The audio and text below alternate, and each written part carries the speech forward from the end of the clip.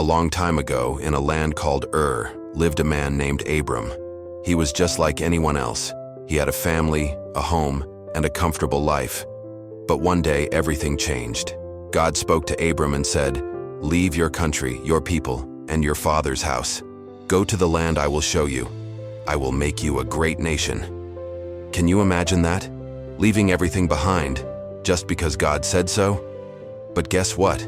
Abram believed. He trusted God, without knowing where he was going. So with his wife Sarai, his nephew Lot, and all his belongings, Abram packed up and left. He didn't have a map, just faith. As Abram journeyed through deserts and strange lands, God made a big promise. One night, God told him to look up at the stars. Count them if you can.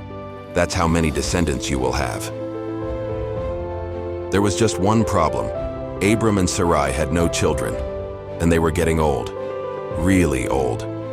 Still, Abram trusted God's promise. Years passed, and finally, when Abram was 100 years old and Sarai was 90, something amazing happened. They had a baby boy. His name was Isaac. Laughter filled their home, just like God had promised. But then came the hardest test of all. God told Abraham, his name had been changed by now, to sacrifice Isaac, his only son. Can you imagine how heartbreaking that was? Still, Abraham obeyed.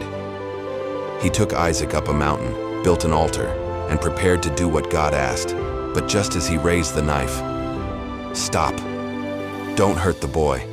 Now I know you truly trust me." Abraham looked up, and there in the bushes was a ram. God had provided a sacrifice. Abraham passed the test, not because he was perfect, but because he believed even when it was hard, God kept his promise. Abraham became the father of many nations, and through his family, the whole world would be blessed. Faith means trusting God, even when you don't see the whole picture, even when it's scary, even when it doesn't make sense. So, what is God asking you to trust him with today?